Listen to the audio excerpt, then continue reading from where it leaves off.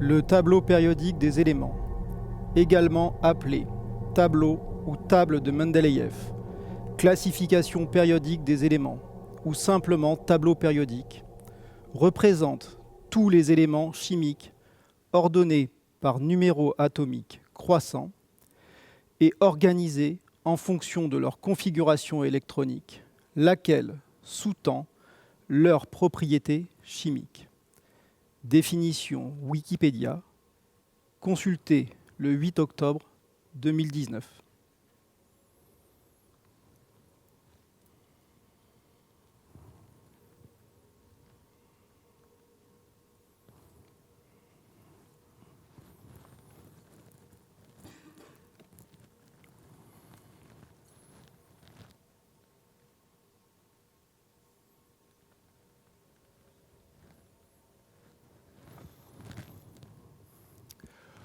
En 1869, Mendeleïev positionne les premières bases du tableau périodique. Ici, vous avez un extrait de son cahier de laboratoire. Alors, on est encore très loin du tableau périodique que vous connaissez. Pour l'instant, les éléments ne sont pas encore très bien positionnés en fonction des lignes et des colonnes que vous avez pu voir. Ça ne ressemble pas encore tout à fait à un tableau. On a encore certaines incertitudes. Vous voyez les points d'interrogation, vous en avez ici, vous en avez là. On est encore loin du tableau périodique que vous avez eu l'habitude de voir, qui ressemble à ça. Celui-ci est déjà un peu plus commun. Tableau périodique, c'est important. C'est important pour un chimiste, mais ce n'est pas important que pour le chimiste, puisque quand on pose la question à des enfants dans des établissements scolaires ou à des gens dans la rue, qu'est-ce qui symbolise pour vous le plus la chimie? On a comme représentation explosif, toxique et tableau périodique. Donc moi, j'ai gardé tableau périodique. Donc typiquement, ce tableau périodique, il est extrêmement important parce qu'il est une sorte d'abécédaire pour le chimiste. C'est toute sa base de travail. C'est là-dessus qu'on s'appuie pour déterminer la réactivité des éléments, qu'on s'appuie pour définir la réactivité, qu'on s'appuie pour savoir ce qui va se passer, prédire. Et puis, il est extrêmement ordonné. On a des lignes, des colonnes, et ce n'est pas au hasard. À l'intérieur, on va avoir des informations sur le rayon atomique. Le rayon atomique, c'est extrêmement important. Ça permettra de déterminer si on a des petits atomes ou des gros atomes. Qu'est-ce qu'on pourra faire avec? Donc ce rayon atomique, il ne se déplace pas n'importe comment, il ne croît pas n'importe comment dans le tableau. Il va être croissant de haut en bas et de gauche à droite. Très bien, ça c'est ce qu'on apprend généralement aux élèves de première année à l'université. Très important, ça se déplacera dans les lignes et dans les colonnes. On va aussi trouver des informations sur l'énergie d'ionisation. L'énergie d'ionisation, c'est quoi? C'est la capacité d'un élément à perdre un électron. C'est-à-dire qu'il va falloir qu'on l'énerve beaucoup pour le perdre. Il va falloir lui donner de l'énergie, mais avec cette énergie, il perdra cet électron. Et c'est pareil, ça ne se déplace pas n'importe comment dans le tableau périodique. Ça va grandir de haut en bas et de droite à gauche. En fait, exactement l'inverse quasiment du rayon atomique. Donc ça aussi, on l'apprend aux élèves de première année. Généralement, déjà, là, on les a perdus parce que finalement, c'était l'inverse de ce qu'on avait dit avant. Ça devient un peu compliqué. Mais on a plein d'autres informations. On va aussi trouver l'électronégativité. Alors l'électronégativité, c'est ce qui va permettre de déterminer la polarité d'une molécule. Alors c'est quoi la polarité d'une molécule? C'est sa capacité à avoir des zones plutôt chargées positivement, qui vont aimer les zones chargées moins. Et puis des zones chargées plutôt négativement. Alors nous, au laboratoire, on fait beaucoup de chimie sous irradiation micro-ondes. Et pour les micro-ondes, c'est extrêmement important de savoir si ces molécules, elles sont polaires ou pas polaires. Donc est-ce qu'elles sont beaucoup d'atomes électronégatifs à l'intérieur, puis d'atomes électropositifs? Donc ça va être très important et ça évolue en diagonale dans le tableau. Donc ça veut dire que ce tableau, on l'a structuré, on va y trouver des lignes, des colonnes. Les colonnes qui vont nous permettre de déterminer les comportements des éléments. Tout ce qui va se trouver dans une même colonne aura un comportement similaire. Et puis des lignes qui vont permettre de déterminer à un moment donné, finalement, les configurations électroniques. À savoir, est-ce que j'ai beaucoup d'électrons ou pas? Si j'ai beaucoup d'électrons, qu'est-ce que je vais pouvoir en faire? Donc un chimiste, ça se rapporte beaucoup à ces lignes, ces colonnes, cette rigueur. Et c'est quand même merveilleux. Et un chimiste, il y a une chose que ça ne fait surtout pas, c'est toucher le tableau périodique. Le tableau périodique, c'est notre abécédaire, on n'y touche pas. Mais c'est pas un peu compliqué, justement, toutes ces lignes et ces colonnes? T'as mieux à proposer, Guillaume? Eh bien écoute, ouais, enfin on peut essayer en tout cas. Après, si c'est mieux, c'est toi qui me diras. Mais... Vas-y, montre. Parce que moi, en fait, ce tableau périodique, tu as toutes ces lignes, ces colonnes, l'énergie d'ionisation, l'électronégativité, rayon atomique, mais au final, moi, c'est pas ça qui m'intéresse. Par exemple, le point de fusion des éléments, il est où là-dedans? En fait, il est... D'accord. Ça, c'est mieux. Ça, c'est pas mieux. Ça, c'était ma première version où je me suis dit, tiens, est-ce qu'on peut pas lui donner une autre forme à ce tableau périodique plutôt qu'un tableau? Mais elles sont où mes lignes et mes colonnes, là? Eh bien, elles sont plus là. Et ils sont où mes éléments? C'est les pointes que tu vois un peu partout. Ouais, c'est un peu compliqué, ok. Du coup, je suis passé à une autre forme, cyclique, où là, du coup, on voit tout le monde. Donc du coup, Mes qu'est-ce qu'on atomes, a? ils sont où là? Ils sont là. Ils sont tout autour, là, ici. Et donc ici, on a du coup le point de fusion de chaque élément. D'accord, ça c'est mon tableau périodique. C'est ça. Donc là, tu vois, on voit que le carbone, par exemple, c'est celui qui a le point de fusion le plus haut.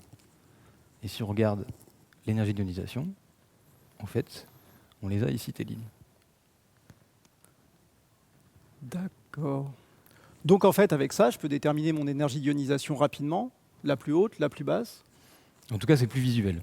Parce que moi, je sais que les lignes et les colonnes, ça m'a toujours un peu frustré, donc j'ai dû passer à quelque chose d'un peu plus visuel. Ah, c'est sûr que c'est moins ligne et colonne. C'est sûr. Là, tu as l'électronégativité. Celle qui évoluait tout à l'heure en diagonale. Exactement. Donc là, tu vois qu'elle fait des pics. Tac, tac, tac. Et donc, si on met tout le monde en même temps, on a quelque chose comme ça. Donc ça, c'est le tableau périodique tel que tu le visualises. Ouais. Et du coup, si on zoome, tu vois, donc là, on a nos éléments. Ici, donc le carbone. Donc je parlais tout à l'heure, avec le point de fusion le plus haut, le fluor, l'électronégativité la plus élevée. Et du coup, ça nous permet d'avoir tout de suite, visuellement, des éléments, tu vois. D'accord, tu viens de tuer Mendeleïev là, on est d'accord. Je ne l'ai pas tué, j'ai un peu modifié sa vision. Mais du coup, donc on peut aussi compiler toutes les informations qu'on connaît sur les éléments. Et donc là, on arrive sur quelque chose de comme ça, qui n'est pas forcément beaucoup plus clair, mais on a tout sous les yeux. Et donc moi, en fait, quand je m'intéressais au micro-ondes, et où je me commençais à me poser la question de pourquoi certains éléments réagissent dans un micro-ondes ou pas, j'ai dû en fait compiler ces informations et me dire ah ok, mais en fait c'est pour ça, parce que le point de fusion de celui-là, il est élevé, l'électronégativité, donc tout ça dans mon petit micro-ondes de cuisine. Ton micro-ondes de cuisine, donne-moi ça. Donc toi, tu travailles dans un micro-ondes de cuisine. Ouais. Pour faire des cailloux, pour modifier de la matière. Tu sais comment ça marche le micro-ondes? Un petit peu. Attends, on va regarder quand même. Donc le micro-ondes de cuisine que tu as, c'est celui-là. Là. D'accord? Une sorte de soupière, à l'intérieur de laquelle j'ai un espèce de plateau disperseur sur le dessus, qui se trouve là. Tes ondes, tu les envoies à l'intérieur. Ça tape le plateau, ça se renvoie dans tous les sens. Tu maîtrises rien, on est d'accord. Ça va partout. La cavité, elle est métallique. Ça rebondit dans toute la cavité, et avec un peu de chance, si tout se passe bien, ça vient toucher ta matière. C'est un peu comme les pizzas que tu mets à l'intérieur, puis ça chauffe quand ça veut. C'est homogène, mais pas trop. En fait. C'est ça, On est d'accord. Bon, alors nous, on travaille comme ça. Là. Tu vois, ça, c'est micro-ondes domestiques. Ça, c'est micro-ondes du labo. Le micro-ondes du labo, tu vois, tu as ton onde ici, elle se déplace et elle arrive où? Elle arrive au cœur de ta matière, au cœur de ton réacteur. Donc, tu mets ton réacteur de 10 millilitres, là, tu mets tout ce que tu as à l'intérieur, tu irradies, et tu es sûr que toutes les ondes que tu as envoyées dedans, elles vont te permettre d'atteindre sans problème 200 degrés en quelques minutes. Un peu moins de quelques minutes d'ailleurs. Des fois, c'est moins d'une minute, tu as tes 200 degrés. Ok, 200 bien quand degrés. même. Ouais, 200 degrés. Ouais. C'est bien 200 degrés. Ouais, si, c'est bien. Donc typiquement, en plus, toi, dans ton micro-ondes, là, ce que tu fais, c'est que tu envoies des ondes, qu'on dit des ondes pulsées. C'est-à-dire que tu ne sais pas contrôler le truc. Le micro-ondes, il fait on, off. C'est-à-dire que si tu as un micro-ondes qui fait 800 watts, potentiellement, si tu veux 400 watts, en fait, t'allumes, t'éteins, une fois sur deux. Et à la fin, en moyenne, tu as 800 watts. Mais du coup, tu as mis des grosses claques derrière les oreilles de tes molécules régulièrement. C'est mal, ça, faut pas le faire. Donc, nous, ici, ce qu'on a, c'est un micro-ondes qui est calibré. Et calibré, c'est bien ça. En tout cas, pour un scientifique, calibré, c'est bien. Ça veut dire que tu vas envoyer des ondes et tu vas leur dire, tu ajustes ta puissance, pas on-off, mais tu ajustes ta puissance à ce que tu souhaites obtenir. Du coup, je suis sûr de ne pas dépasser mes 200 degrés. Ouais, c'est bien ça. Donc, nous, on a au laboratoire un micro-ondes, là. Alors, au début, on faisait 10 millilitres. Alors, après, j'exagère un peu. On en a qui sont plus gros. Aujourd'hui, on travaille sur des appareillages qui peuvent faire cette cavité-là. Dedans, on peut mettre jusqu'à 5 litres. Là, on commence à avoir de la dimension, tu vois. Ça commence à pouvoir faire plein de choses. Donc, avec ça, on peut faire de la synthèse organique, on peut faire de l'extraction, on peut extraire des produits naturels. Drôlement bien pour extraire des produits naturels. Pas trop en température, juste bien calibré. Et à l'intérieur, tu as ça. Ça, c'est ce qu'on appelle un magnétron. Tu connais ça? Ouais. Magnétron, tu as le même dans ton micro-ondes domestique, celui que tu as acheté chez machin là. On n'a pas le droit de dire si. Non, on ne dit pas. Donc, ça, c'est le magnétron. Ton magnétron, que tu sois dans mon micro-ondes ici ou que tu sois dans ton micro-ondes chez toi, c'est le même. La seule différence, c'est que ça, c'est calibré, ça ne l'est pas. La calibration, elle arrive après ça. Alors, à l'intérieur, comment ça se passe? Alors déjà, j'ai une onde qui vient de ça, là. qui est ce qu'on appelle une onde électromagnétique. Alors, tout de suite, ça fait hyper sérieux, électromagnétique. On m'a dit qu'il fallait faire sérieux ce soir un peu. Donc électromagnétique, c'est facile. C'est une onde qui est à la fois composée d'une partie magnétique et d'une partie électrique, d'où électromagnétique. Cette onde, alors, on pourrait faire très science, hein, elle se propage de façon sinusoïdale et perpendiculaire, suivant un axe. Ça va être long, hein. D'accord. Donc, en bref, tout ça, c'est le domaine des ondes électromagnétiques. Ça balaye quand même pas mal de trucs qu'on connaît. Ça va des rayons, rayons gamma, tout ça, ceux qui font peur, jusqu'aux ondes radio. Au milieu, on a le visible, ça c'est l'arc-en-ciel, là, ici. Avant le visible, on a l'infrarouge, sous le rouge. Et au-dessus du visible, on a l'ultraviolet, au-dessus du violet. Et en dessous de l'infrarouge, on a les micro-ondes. Alors les micro-ondes, c'est super sympa, c'est des ondes très variées. Dedans, on va y trouver les téléphones portables, une partie des ondes radio, mais pas tout à fait, on est juste à la frontière, et surtout les ondes radar. Et alors là, les militaires, ils vont te dire non, vous jouez pas dans les micro-ondes. Et du coup, ils vont te laisser que des morceaux. Typiquement, celui que tu as utilisé dans ton micro-ondes domestique, c'est celui-là, 2,45 GHz. C'est la fréquence à laquelle on va faire tourner le champ. Ces 2,45 GHz, c'est la fréquence qui concerne tous les micro-ondes domestiques. Tout ce que tu achètes dans le commerce, c'est 2,45. Nous, dans les laboratoires, on aime bien celle-ci, parce que 2,45, tu es à 12 cm de pénétration. Ça veut dire que tu as une onde qui est grande comme ça. Donc si tu veux faire du gros dimensionnement, ton monde, elle est comme ça. Ouais. C'est tout petit. Oui. Donc du coup, ça, c'est un peu plus grand. La fréquence est un peu moins importante, l'énergie délivrée un peu plus faible. Par contre, tu vas jusqu'à 33 cm. Du coup, si tu veux faire des gros réacteurs, tu peux en mettre plein autour, et puis ça va aller un peu plus profondément. Celles-ci, on les utilise moins parce qu'elles sont un peu haute fréquence. Alors, on a déjà travaillé au laboratoire là-dessus, mais c'est tout petit. Donc ça, c'est bien dans un labo. Dans une cuisine, ça marche moins bien. 1 cm de pénétration, on ne va pas chauffer beaucoup de pizza avec ça. Ouais. Donc du coup, comment ça marche cette histoire? Alors souvent, les gens ils vont te dire « Ouais, mais Guillaume, avec ton micro-ondes, tu feras que de l'eau. » Parce que l'eau, c'est polaire. L'eau, c'est polaire. Alors, tout à l'heure, on a parlé d'électronégativité. Tu te souviens sur le tableau périodique là? Je t'ai dit que c'était hyper important. Toutes mes lignes et mes colonnes que tu as dégagées là. Et bien dedans, tu avais la possibilité de trouver si c'était plutôt delta plus, on va dire chargé plutôt positivement. C'est le cas de l'hydrogène. L'eau est plutôt delta moins, plutôt chargée négativement. Et donc tu as un côté plus, un côté moins, c'est polaire. Et ça bouge. Et du coup, dans le micro-ondes, ça va être bien. Évidemment, ça marche bien pour l'eau. Ce n'est pas la seule molécule à être polaire, on peut le faire avec plein d'autres éléments. Et c'est ça qui est intéressant, c'est que dans le micro-ondes, contrairement à ce qu'on croit, ce n'est pas l'eau qui marche le mieux. Il existe des éléments qui sont qui absorbent beaucoup mieux l'eau. Beaucoup mieux l'énergie que l'eau. Alors comment ça marche précisément? Au départ, tu n'as pas de champ. C'est-à-dire que tu es comme ça, ton micro-ondes il est éteint, tes molécules elles sont disposées aléatoirement. Des espèces de petits... On pourrait imaginer que ces petits dipôles là, c'est des petites boussoles. Petits aimants. Ils sont disposés n'importe comment, là, un peu comme l'expérience que tu fais quand tu es en collège, là, que tu balances de la limaille de fer, et puis qu'après on met un aimant, puis on regarde comment ça se déplace. Bah, c'est pareil. Là, pour l'instant, on n'a rien mis. C'est positionné aléatoirement. Puis d'un coup, on va leur dire, allez, hop, on leur envoie des micro-ondes. Enfin, en fait, on leur envoie un champ électromagnétique. Et là, elles s'alignent. En tout cas, elles essayent. Elles commencent à toutes s'orienter, tu sais, à se dire, on va se positionner correctement. Sauf que les micro-ondes, c'est sympa, c'est un champ alternatif. Ça va dans un sens, puis dans l'autre, puis dans un sens, puis dans l'autre. Puis ça change vite. 2,45 GHz, 2 400 par seconde. Techniquement, c'est plus rapide que le sens d'alignement des molécules. Ce qui veut dire que les molécules, elles vont commencer à essayer de s'aligner. Donc elles vont partir, on a une qui est comme ça par exemple, puis l'autre qui est comme ça. Puis elles vont faire ça. Elles vont commencer à essayer de s'aligner, puis là on va dire non, finalement on va dans l'autre sens. Donc elles vont repartir comme ça, puis elles vont faire ça. Alors si je rapproche un peu l'histoire, globalement ce qu'elles vont faire ça, ça, ça, ça, ça, ça. Puis si tu fais ça vite, 2 millions de fois par seconde, ça commence à chauffer un peu. On est d'accord? Et ben c'est pour ça que ça chauffe. Donc dans ton micro-ondes domestique, quand tu balances tes ondes à peu près dans tous les sens, ce que ça va faire, c'est qu'au final, tout ce qui va être polaire va absorber, va commencer à frictionner, ça va s'agiter un peu partout là-dedans, et ça va monter en température. Donc si tu choisis bien tes éléments, tu choisis bien des éléments polaires qui vont bien, normalement, tu devrais arriver à faire ça. Des trucs comme ça, qui vont s'agiter dans tous les sens. Alors soit c'est une conduction ionique, soit c'est une conduction dipolaire. Ça fait sérieux et tout ça. Ça veut juste dire que les molécules, elles vont soit s'agiter les unes entre les autres, soit elles vont s'agiter entre elles-mêmes. D'accord ? Globalement, si on faisait une représentation avec une caméra thermique, c'est ce qu'on a en bas là qu'on aurait. Sur le côté gauche, côté micro-ondes, on ne va pas chauffer la paroi du réacteur, on ne va pas chauffer ce qui est autour, on va chauffer que les molécules qui sont capables d'absorber. Du coup, tu ne perds pas d'énergie.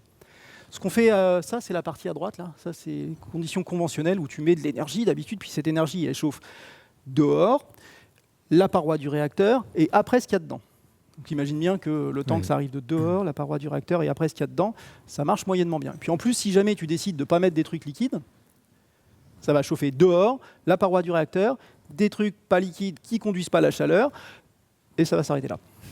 Et ça, c'est pas bien non plus. Donc du coup, les micro-ondes, c'est drôlement intéressant si tu as des trucs qui sont pas liquides. C'est ça. Donc potentiellement, moi je dis, il y a moyen de faire des trucs. Et c'est pour ça, du coup, que j'utilise les micro-ondes pour essayer de faire fondre des pierres. Mais par contre, là, tu disais que ton micro-ondes, tu vois, là, il peut chauffer jusqu'à quoi? 5 litres, celui-là, celui de laboratoire? Ouais, Mais à combien? 200 degrés? ouais, un petit peu moins, et on monte pas beaucoup. Tu sais, nous, 200 degrés, c'est très haute température. Ouais. Mais du coup, pour moi, c'est plutôt basse température. Parce que du coup, moi, j'essaie de faire fusionner des minéraux, de la roche, et moi, il faut que j'ai une température beaucoup plus élevée que ça. Donc du coup, mon micro-ondes de cuisine, à un moment donné, il est devenu trop petit et pas assez puissant. Donc qu'est-ce que j'ai fait? Je l'ai démonté et j'ai commencé à créer mes propres prototypes. Regarde, ça donne ça. Donc c'est un peu plus gros que ce petit truc-là.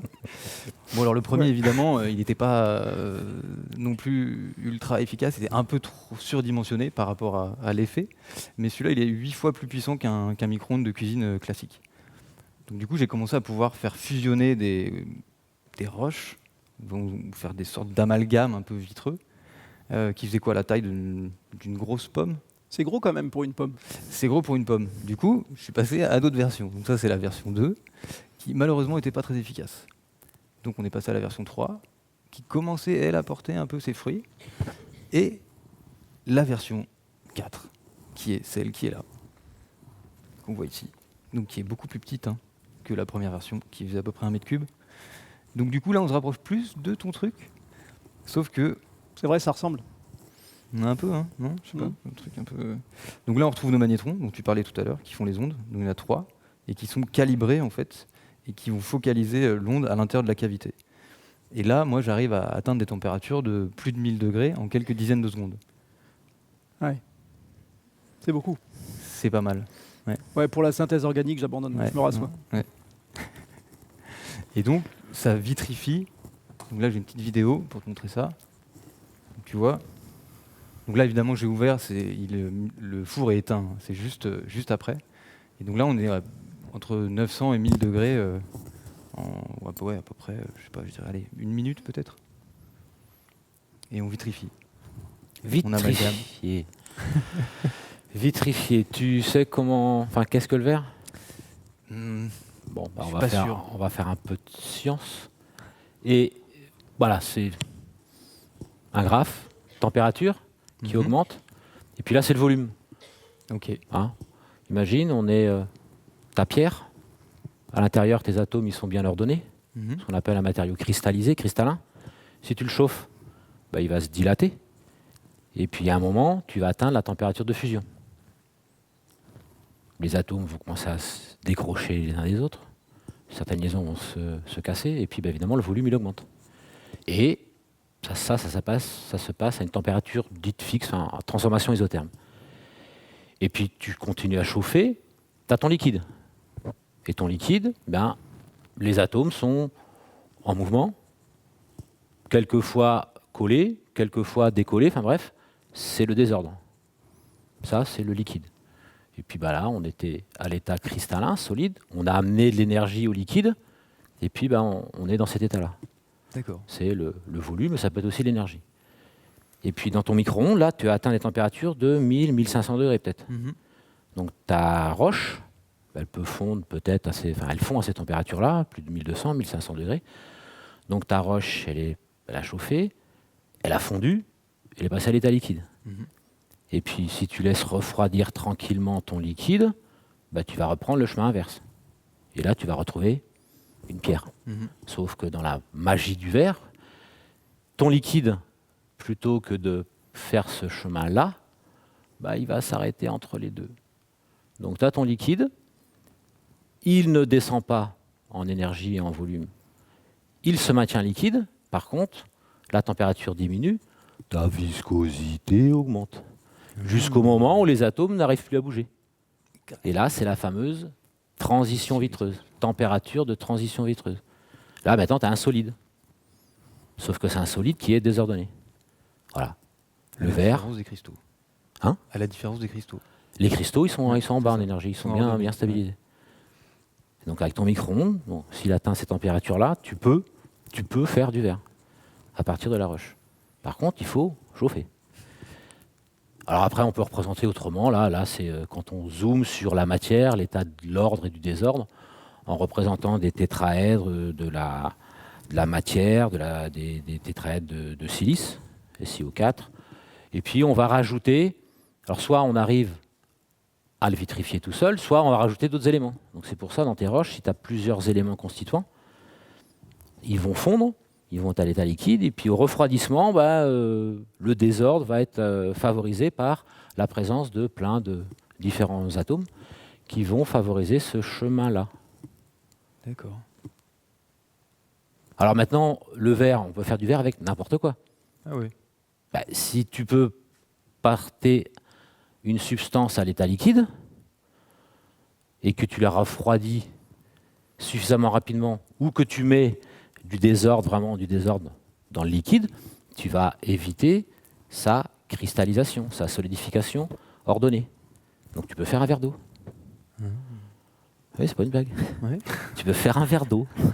Le verre d'eau, le verre d'eau, sa température de transition à laquelle notre liquide, il est maintenu liquide et puis il est devenu solide désordonné, c'est autour de moins 200 degrés. Donc évidemment, là, faire ça dans la cuisine, ça va être un peu compliqué.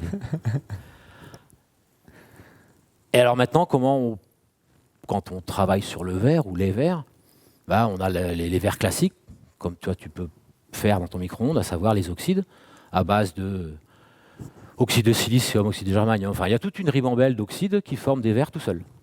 Et puis, on va classifier les oxydes avec les formateurs, les intermédiaires et les modificateurs. Donc, quand on zoome un peu sur l'état de la matière, on peut représenter, par exemple, le silicium avec les 4 oxygènes pour faire un tétraèdre. Et puis, c'est un petit peu déjà tordu, donc c'est pas ordonné. Et puis, on a rajouté d'autres éléments, comme là, un cation, enfin un alcalin, ici de l'aluminium. Enfin bref, on favorise le désordre. D'accord. Voilà. Le verre, comment on peut l'entendre pour les verres classiques. Et je reviens au tableau périodique. Mais je reviens à la mode Ludovic, parce que ton truc, t'aimes pas trop. Bref.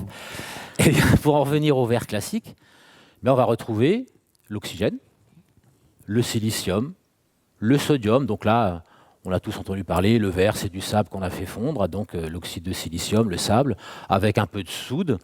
Bon, c'est du carbonate de sodium qui se transforme en oxyde, du calcaire, pourquoi pas, donc c'est du carbonate de calcium. On avait un mélange ordonné, on chauffe, on se débrouille pour atteindre la fusion, on est à l'état liquide, et puis on se débrouille pour refroidir, on trempe, on moule, pour suivre le chemin métastable pour obtenir le verre. Donc voilà, le verre classique, c'est cela. Dans le tableau périodique, c'est ce qu'on entend la plupart du temps, c'est cela. Et puis si on comprend que le verre, c'est le refroidissement d'un liquide qui n'a pas cristallisé, on peut faire du verre avec tout ça. Ah oui, quand même. Oui. Ou il y a des verres sans oxygène, donc là, si on va voir sur la vitrine ici, il y a... alors il est où? Il est là. On aura un verre où il n'y aura que du fluor. Ok. Il n'y aura pas d'oxygène, il y aura du fluor, il y aura du zirconium, il y aura de l'aluminium, il y aura du barium, il y aura du sodium aussi, un peu comme ceux qu'on connaît. Et même topo, la matière première, tu la chauffes, et puis tu te débrouilles pour la refroidir, pour pas qu'elle cristallise. Ou tu fais des mélanges qui ne vont pas cristalliser lors du refroidissement. Ok. Et puis il y en a d'autres aussi. Là, celui-ci, là, on le synthétise dans une ampoule, parce qu'il n'y a pas d'oxygène non plus, donc évidemment on ne le fait pas dans l'atmosphère ambiante. Dans une ampoule scellée, où là, ça va être un chalcogénure, donc avec du soufre, du sélénium, de l'arsenic. Et on peut faire du verre. Et puis, qu'est-ce qu'on peut faire aussi? Ça, c'est du verre classique, du verre un verre cristal, avec un élément colorant, comme le cobalt, pour donner cette couleur bleue. Et puis aussi un autre verre ici, qui est un verre noir. Pas transparent dans le visible, mais transparent dans l'infrarouge. Ok. Et puis, qu'est-ce qu'il y a encore? Là, ici, un verre qui a été produit avec du gaz. Où là, on est parti d'un gaz qu'on a refroidi, qui est passé à l'état liquide, et puis qu'on a figé ici. Donc là, c'est des verres pour faire de la fibre optique. Où la matière première, c'est du gaz, donc de haute pureté. Et on peut donc travailler avec des précurseurs de haute pureté. Le verre, donc on a vu cela, les classiques. Les verres, on peut tout mettre dedans. Et puis, il existe aussi d'autres verres. Là, c'est un verre plastique. C'est du désordre aussi. Ok. Et puis, si on fait attention aussi, là, il y a un petit reflet métallique. Et ce petit reflet métallique, c'est des verres qui ont été faits avec cette chimie-là. Et puis, on va le chauffer. Donc, c'est un DVD réinscriptible. Ok, donc du coup tu chauffes et tu crées des éléments cristallins sur cette surface vitreuse. Oui. Et c'est comme ça que tu arrives à Voilà. coder Donc là, l'information. on fait ce schéma-là. On était vitreux. On chauffe un petit peu la pellicule de verre. Elle vient ici, dit au fait, moi quand je t'ai produit, je viens d'ici et je n'ai pas pris ce chemin-là. On me réchauffe, je suis mobile, je peux localement me réarranger pour partie. Et donc, on fait des petites marques. Et pour effacer le CD, on réchauffe tout, on repasse ici, et on refroidit rapidement, et on obtient du verre.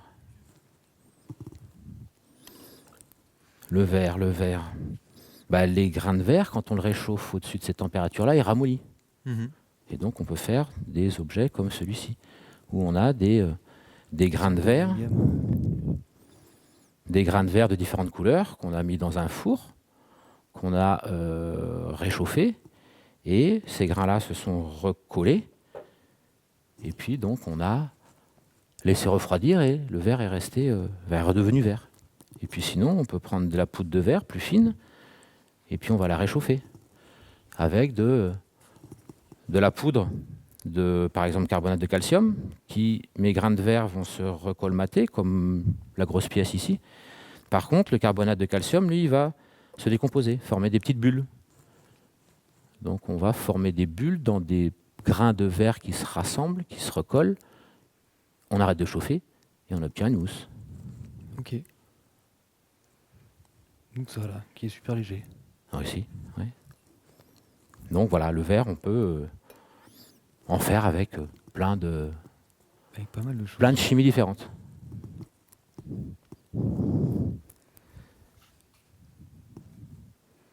Là, encore d'autres exemples de mousse de verre qu'on a ramolli, qu'on a réchauffé. Et là, on peut faire des pièces pour s'amuser, faire ce qu'on appelle le fusing. Mais tout ça dans des fours classiques. Dans des fours classiques, à savoir un four électrique. Ouais. Mais aussi, on a pu produire aussi au labo des verres avec les micro-ondes. Mais ce n'est pas les verres classiques que tu as pu voir. C'est pas les verres classiques. Non, c'est des verres de phosphate. Ok. Et là, les verres de phosphate, on pourra peut-être voir sur les diapos qui viennent comment on les a faites.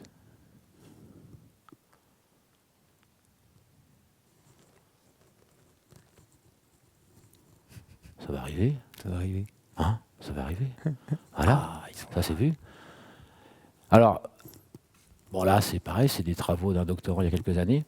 Et les micro-ondes, oui, on peut faire du verre. L'avantage, comme disait Ludovic, on peut chauffer rapidement la matière par rapport à un four classique où il faut monter par exemple à 600, 700 degrés pour ces verres particuliers, verres de phosphate. C'est moins coûteux en énergie. Ça chauffe uniformément, comme disait Ludovic. Toute la matière, elle est chauffée au cœur, et pas l'extérieur, l'intérieur. Évidemment, c'est un procédé alternatif. Par contre, nous, dans notre étude, il a fallu qu'on trouve des mélanges, des réactifs qui soient absorbants. Puisque Ludovic disait aussi, il faut qu'on ait des dipôles, qu'on puisse taquiner et chauffer. On en a trouvé, et puis on a pu produire dans un four micro-ondes classique du verre. Donc là, c'est dans un creuset particulier, un creuset de silice, et c'est des verres avec du phosphate de sodium. Donc ce n'est pas des verres communs, c'est des verres particuliers, mais quand on les refroidit, ça produit un verre. Et puis on a bidouillé un peu le micro-ondes pour pouvoir mesurer la température à l'intérieur via un pyromètre, donc mesure sans contact. Et dans le micro-ondes un petit peu adapté, où on a pu atteindre des températures de l'ordre de 1000 degrés. Donc dans ton Métatron, là, je ne sais pas quelle température tu peux atteindre. Ouais, j'ai pas encore de pyromètre laser, mais il faudra que je teste. Enfin, on testera ensemble d'ailleurs. Ouais. On verra bien. Et puis sinon, en fonction du mélange, des absorbeurs, des éléments qui vont être absorbants ou pas, on reste à 600 degrés, on peut monter jusqu'à 1000 degrés. Et là, on a un exemple d'expérience où on voit, c'est vrai qu'on est en labo, on est protégé, etc. Bon. Il y a des choses un peu bizarres qui se passent à l'intérieur, on ne comprend pas forcément tout, mais si on obtient du verre, on est content. On va pouvoir caractériser par la suite. Donc voilà, on a pu produire des verres à base de phosphate. Le phosphate, c'est la lessive, c'est le calgon. Et puis, en rajoutant des éléments particuliers, on va pouvoir produire des verres colorés. Voilà, donc, côté aussi, comment on fait du verre, la fameuse alchimie du verre, ça c'est le sigle du Moyen-Âge qui représente la complexité du verre. Et puis, si on revient dans les anciens temps, donc là, on est au XVe siècle, on a la roche, les minerais qu'on va chercher autour de l'endroit où on a implanté le four. Sauf que là, ils ne chauffent pas au micro-ondes, là, ils chauffent au four à bois. Ouais. Qu'ils atteignent des températures 900, peut-être 1000 degrés. Donc, ils vont faire des compositions qui vont fondre suffisamment bas avec les moyens de chauffe qu'on avait à l'époque. Et puis, après, on vient cueillir le verre avec une canne, on va le mettre en forme, on va le souffler, et puis on n'oublie pas de le recuire. Une fois qu'on l'a mis en forme, sinon, il est fragile. Ça te va comme explication pour le verre ? C'est pas mal, ouais. Mais c'est vrai que c'est intéressant parce que vous, l'avantage en tant que scientifique et de chercheur, c'est que vous avez accès à tout ce qu'on a vu plus haut, c'est tous les éléments du tableau périodique, pour pouvoir justement tester un peu tout et n'importe quoi. Mais c'est vrai que quand on est artiste, on n'a pas forcément accès à tous ces éléments. Mais on peut les retrouver, comme on voit là sur l'image, directement avec la roche. Parce qu'en fait, les roches, c'est déjà décomposé avec différents matériaux à l'intérieur. Donc moi, c'est ce que je fais. Je pars des minéraux, des roches que je récupère, que je réduis en poudre, et qu'ensuite je vais mélanger à des métaux, à du cuivre, à du plomb, et je mets tout ça dans mon micro-ondes, et après, hop, ça me fait des petites choses comme ça. Bon, entre-temps, je les taille quand même, ça sort pas comme ça. Quand ça sort du four, ça ressemble plus à une sorte de météorite.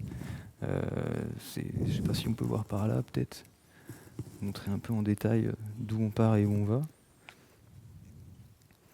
ça prend toujours un petit peu de temps à se mettre en route. Mais voilà, en gros, on part de cailloux, comme on peut récupérer quand on va se balader. Donc ça peut être du granit, là c'est du mica, en l'occurrence. Ensuite, je réduis en poudre. Donc là, on a d'autres choses. On a de la fluorite, on a... ça c'est quoi? C'est du rubis. Et on va mélanger du coup avec par exemple du cuivre, du plomb ou tout simplement du fer. Donc on réduit tout ça en poudre, on met ça là-dedans, dans un creuset, on met au micro-ondes.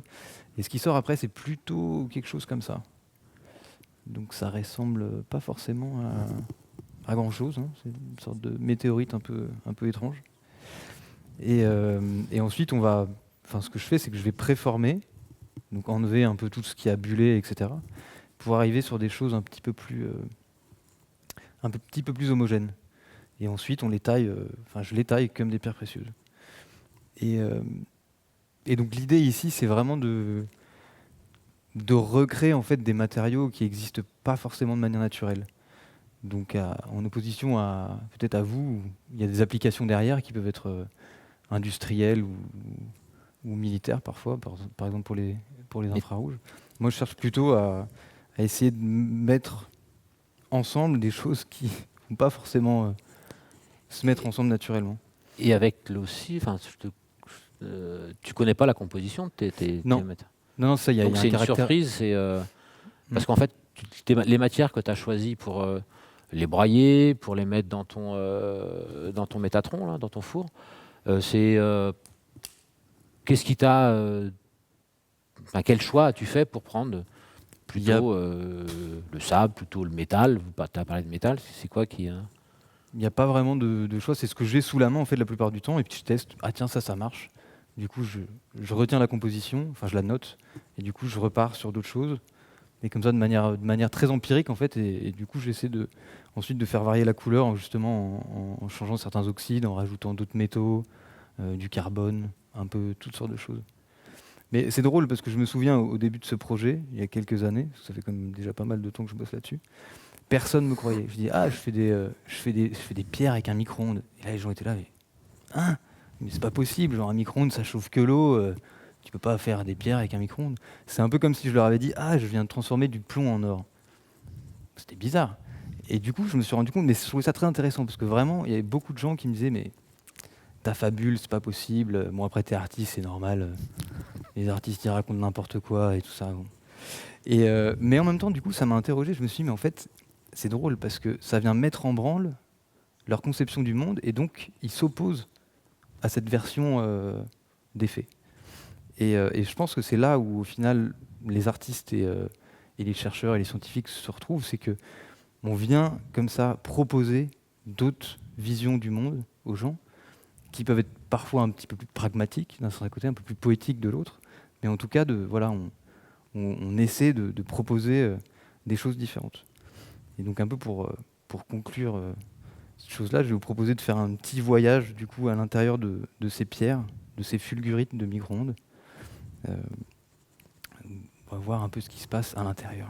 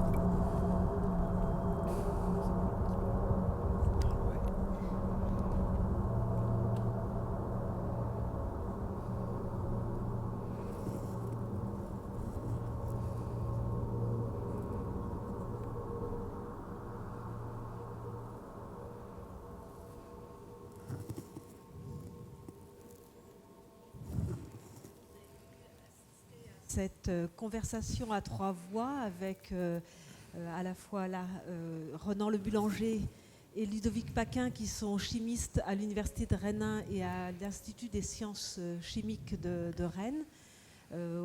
A été associé aussi l'Institut de physique de Rennes, puisqu'il y a les deux instituts travaillent en particulier sur le verre, avec des dispositifs différents, à la fois la question de la résistance du verre, et puis vous plutôt en chimie sur la matière elle-même qu'est le verre.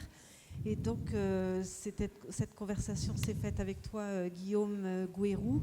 Donc tu es artiste, tu as une formation à l'école supérieure d'art de Brest et tu as été aussi à la Villa Arson à Nice.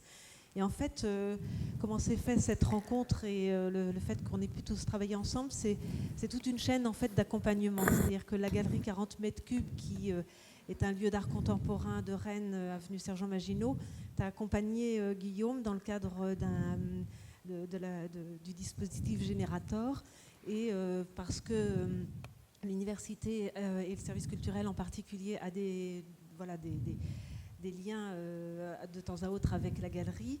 La galerie est venue nous voir et nous présenter ton travail en disant que tu souhaitais ton questionnement sur la matière, ton questionnement sur comment voyagent les objets avec des ondes électromagnétiques, comment est-ce qu'on pouvait t'aider à poursuivre ton travail de recherche et du coup d'artiste. Et c'est comme ça en fait que s'est faite cette relation. Et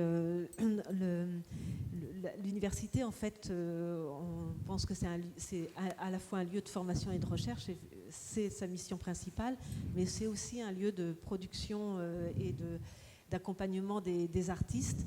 Et donc voilà, ce soir, on est vraiment dans ce dispositif. Ça fait 2 ou 3 ans en fait que la relation s'est créée et a abouti à une convention de résidence de recherche-création au sein de l'université.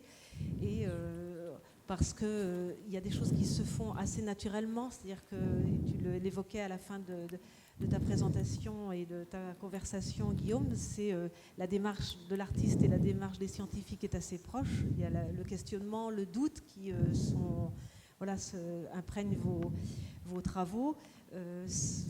En conversant entre vous, on ouvre un peu des imaginaires nouveaux pour l'un et pour l'autre. Et dans une conversation comme on a ce soir, c'est aussi ouvrir un dialogue avec vous, public. Et donc, si vous avez envie de poser des questions, vous êtes les bienvenus. Et peut-être aussi qu'on peut vous proposer un peu de vous rapprocher plus près des objets, et parce que vous avez pu un peu les voir de manière un peu avec la caméra qui permettait de zoomer sur certains de ces objets. Mais si vous voulez vous en rapprocher pour pouvoir dialoguer un peu plus facilement avec donc Ronan, Ludovic et Guillaume, n'hésitez pas à venir. Voilà.